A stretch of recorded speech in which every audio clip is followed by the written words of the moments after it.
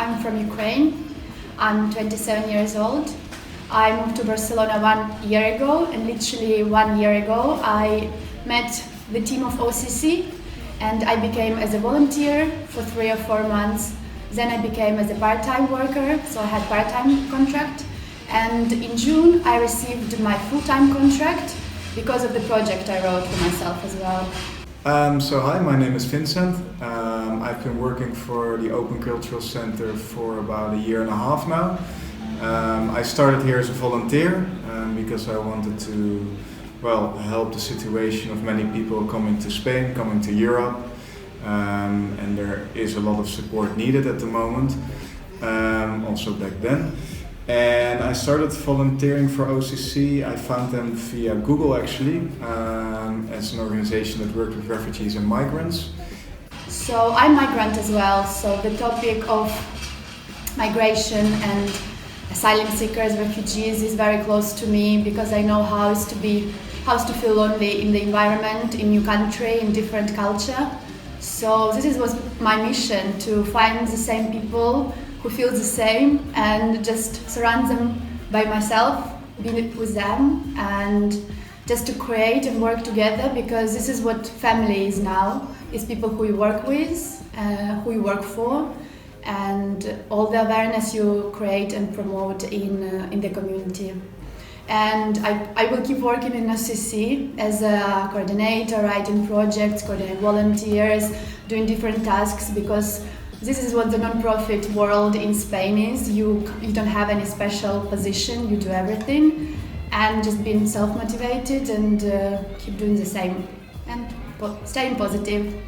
I actually met with the director and we found some tasks to do, and my main task when I came here was actually improving the online presence of the Open Cultural Center. So I rebuilt their website, I worked also on social media to improve their visibility, and mainly used the website as a first point of contact for new volunteers, for donors, financial donors, and to give a good impression of the Open Cultural Center online. Besides that, I got more and more involved in other tasks as well, including fundraising as well. I helped with different kind of projects. I did some volunteering management of other volunteers. I did that for almost a full year. And from volunteering, I actually went to working for the Open Cultural Center within a project that we're running right now for labor integration of refugees and migrants. And also here we work with a lot of volunteers right now. So now I'm managing the volunteers. We're talking about more than 20 volunteers. So we have a very wide range of using our volunteers and working with volunteers.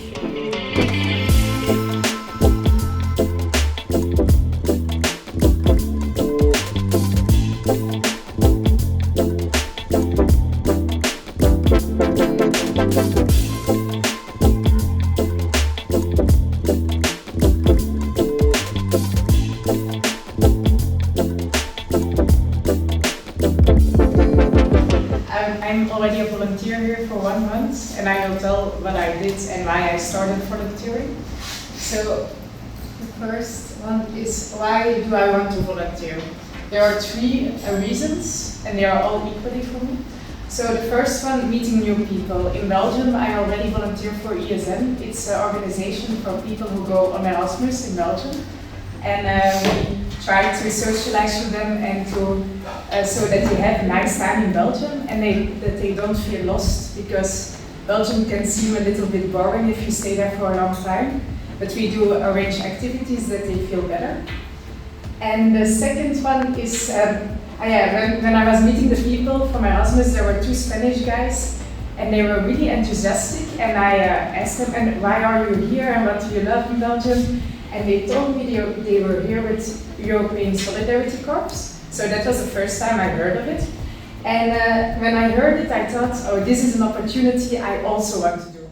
And it's also about doing something useful, because if you work as a volunteer, you know you will do something with your skills to improve a place or to help people.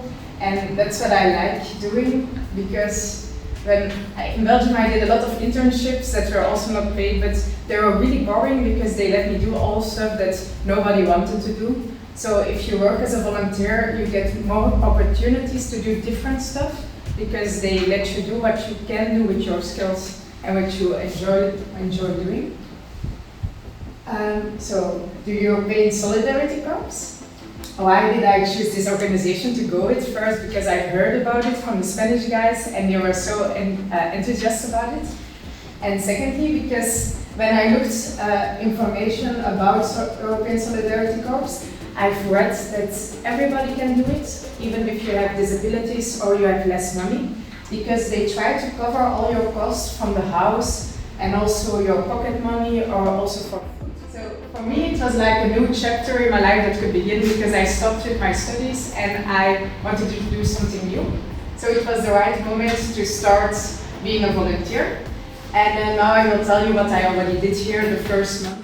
The food bank, it's in Valbonne in Wonnemar. It are two cities close by.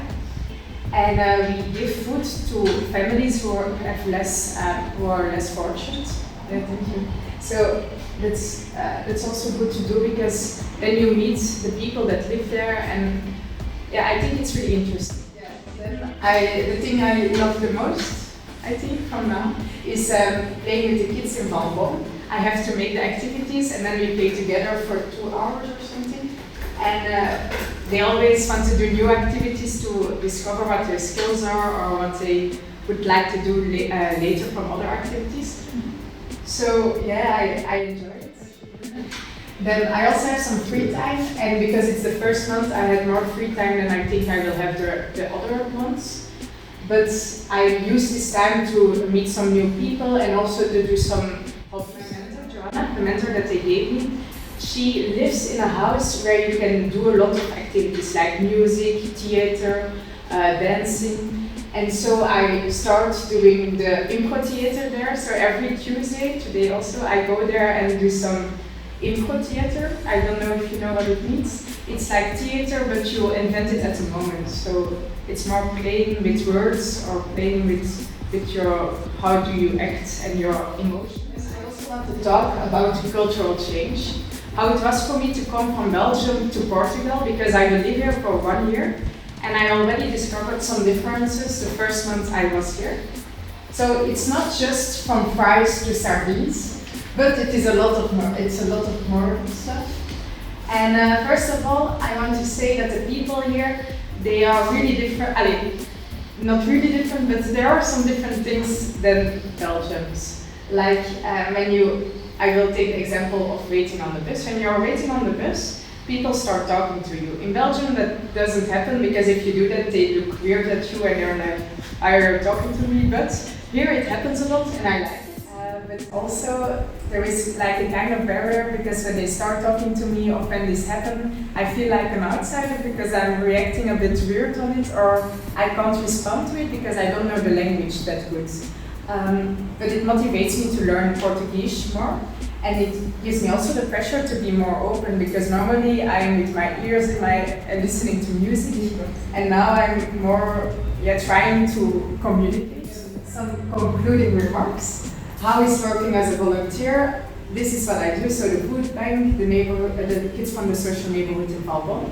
And also I will do some other stuff. The next month I will be working at the university to teach French, and on other things maybe, I hope. And also create a biological garden, so we will get an area to plant some fruits and vegetables. And for me, living in another country is discovering a lot, because everything is new.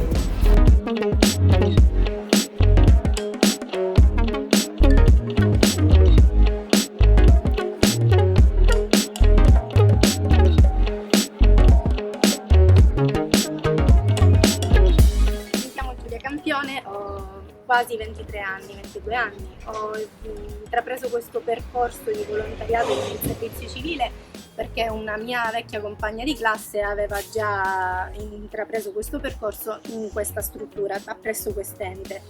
Avevo già in mente di appunto fare il servizio civile perché come ho anche scritto in una delle relazioni per la formazione, penso che in una società particolarmente in difficoltà come la nostra, penso sia un ottimo modo porre le basi per una società migliore, cercare di essere d'aiuto anche per quelle persone che sul proprio territorio, ma anche parlando del servizio civile a livello internazionale, anche al di fuori della propria patria, no? Comunque dare una mano d'aiuto. Sicuramente è un'esperienza che ti lascia tanto sin dal primo momento, non solo a livello professionale ma anche a livello più intimo, proprio personale, è un fortissimo incentivo per la crescita di ognuno di noi volontari. Anche perché stare a stretto contatto con dei ragazzi in delle situazioni di difficoltà, con delle storie fortemente diverse, sebbene possano avere anche dei punti di incontro, è sempre un'occasione per, prima di tutto, imparare noi da loro, imparare noi più da loro che non loro da noi. Quindi sicuramente è sempre un'esperienza positiva, anche se ancora questo percorso non si è concluso. Tante soddisfazioni perché i ragazzi che assistiamo, vabbè, sicuramente l'avranno detto, sono dei ragazzi adolescenti, ancora non maggiorenni, alcuni sì, per lo più italiani, alcuni anche stranieri, che insomma dalle vecchie legislature sono stati inseriti.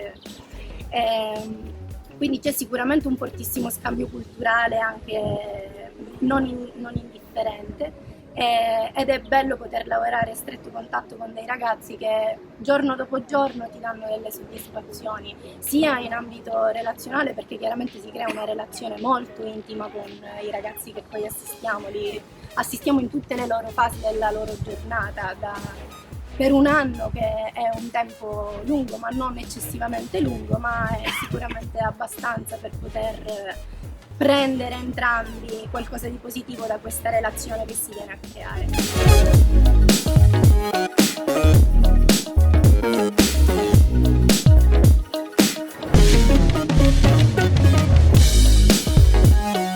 This house is 200 and more years old.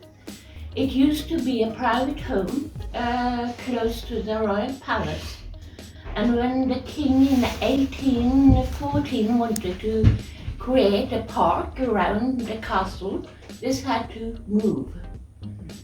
They took it down and moved it up here. And it was a very famous composer family who lived there for many, many years. And they even told, then in 1970 it was given to the Red Cross. And they used it first for elderly people, and then they started as a voluntary center 22 years ago. Voluntary center, that was something that the government in Norway started, because they wanted to give voluntary